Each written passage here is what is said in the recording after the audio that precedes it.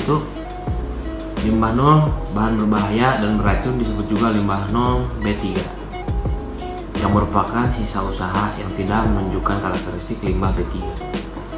Prosedur pelindian karakteristik beracun disebut juga TCLP merupakan prosedur lab untuk memprediksi potensi pelindian B3 dari suatu limbah. Uji toksikologi lethal dose 50 merupakan uji hayati untuk mengukur hubungan dosis respon antara limbah B3 dengan kematian hewan uji. Pelabelan limbah B3 merupakan proses penandaan atau pemberian label yang diletakkan pada kemasan limbah B3. Pengelolaan limbah B3 adalah kegiatan penguraian, penyimpanan, pengumpulan, pengangkutan, pemanfaatan, pengolahan, dan penimbunan. Dumping atau pembuangan yaitu kegiatan membuang limbah tertentu dengan persyaratan tertentu ke lingkungan hidup tertentu. Pasal 11 yaitu penguraian limbah B3 bertujuan untuk mengurangi jumlah, sifat berbahaya, dan racun dari limbah B3.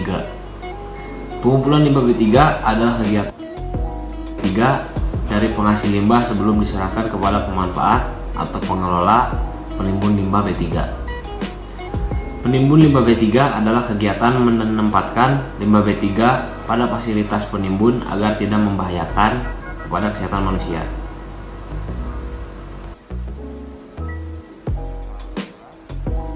Sistem tanggap darurat merupakan sistem pengendalian keadaan darurat akibat kecelakaan pengelola limbah B3. Persetujuan teknis merupakan persetujuan dari pemerintah berupa ketentuan mengenai standar perlindungan dan pengelolaan lingkungan hidup. Surat Kelayakan Operasional atau SLO merupakan surat yang memuat pernyataan pemenuhan mengenai standar perlindungan dan pengelolaan lingkungan hidup. Pejabat fungsional pengawas lingkungan hidup merupakan pegawai negeri sipil yang diberi tugas dan bertanggung jawab penuh oleh pejabat yang berwenang untuk melakukan pengawasan penegakan hukum. Pasal 13 memiliki 4 ayat. Yang pertama, Menteri melakukan evaluasi terhadap usulan yang tertulis pada pasal 12 ayat 3. Ayat kedua, dalam melakukan evaluasi sebagaimana yang dimaksud pada ayat pertama, Menteri menugaskan pejabat yang membidangi AMDAL, UKL, UPL, dan SPPL. Ayat ketiga, evaluasi sebagaimana yang dimaksud pada ayat kedua dilaksanakan dengan mempertimbangkan alasan ilmiah bahwa rencana usaha atau kegiatan tersebut memiliki dampak penting terhadap lingkungan hidup. Yang kedua, daya dukung dan daya tampung lingkungan hidup di lokasi, rencana usaha atau kegiatan. Yang ketiga, tipologi ekosistem setempat yang diperkirakan memiliki dampak penting terhadap lingkungan hidup. Dan yang terakhir, teknologi pengelolaan dampak lingkungan hidup. Ayat keempat membahas dalam hasil hal evaluasi menunjukkan 2 usulan. Yang pertama, usulan dapat diterima penjabat yang membidangi AMDAL, UKL, UPL, dan SPPL menerbitkan rekomendasi penempatan rencana usaha atau kegiatan yang tidak memiliki AMDAL menjadi rencana usaha atau kegiatan yang wajib memiliki AMDAL. Usulan yang kedua tidak dapat diterima penjabat yang membidangi AMDAL, UKL, UPL, dan SPPL menerbitkan rekomendasi penolakan penetapan suatu rencana usaha atau kegiatan yang tidak wajib memiliki AMDAL menjadi rencana usaha dan kegiatan yang wajib memiliki AMDAL kepada Menteri.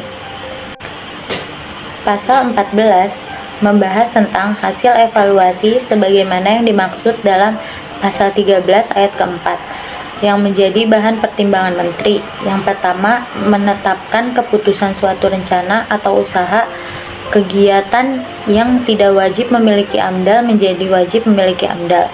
Yang kedua, menolak usulan penetapan suatu rencana usaha atau kegiatan yang tidak wajib memiliki AMDAL menjadi wajib memiliki AMDAL. Pasal 15 membahas jangka waktu pelaksanaan, evaluasi, dan penetapan atau penolakan penetapan rencana usaha atau kegiatan yang tidak wajib memiliki AMDAL menjadi wajib memiliki AMDAL.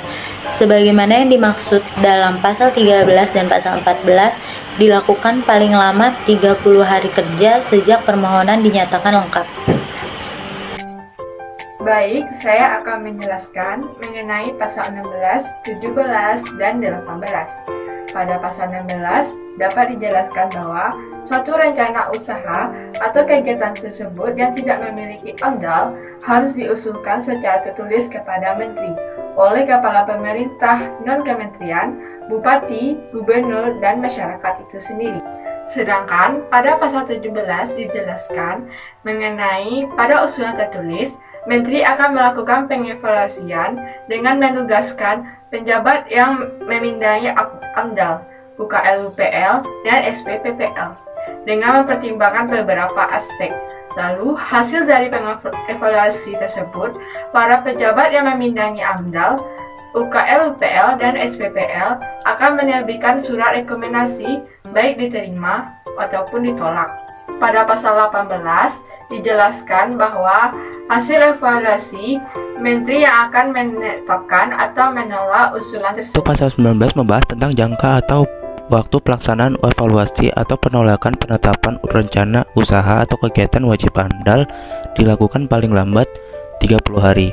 Pasal 20 ini membahas untuk menentukan rencana usaha atau kegiatan yang wajib memiliki AMDAL, UKL, UPL atau penanggung jawab, maka harus melakukan proses penampiasan secara mandiri. Dalam hal penanggung-jawaban usaha atau kegiatan tidak dapat melakukan penampiasan secara mandiri, tetapi mengajukan penampiasan dari instansi lingkungan hidup pusat, seperti lingkungan hidup provinsi atau perangkat organisasi daerah di bidang lingkungan. Adapun penetapan yang disampaikan oleh instansi lingkungan hidup pusat yaitu berupa rencana usaha atau kegiatan wajib memiliki AMDAL, UKL-UPL atau SPPL, kewenangan uji layak AMDAL, dan pemeriksaan UKL-UPL atau SPPL.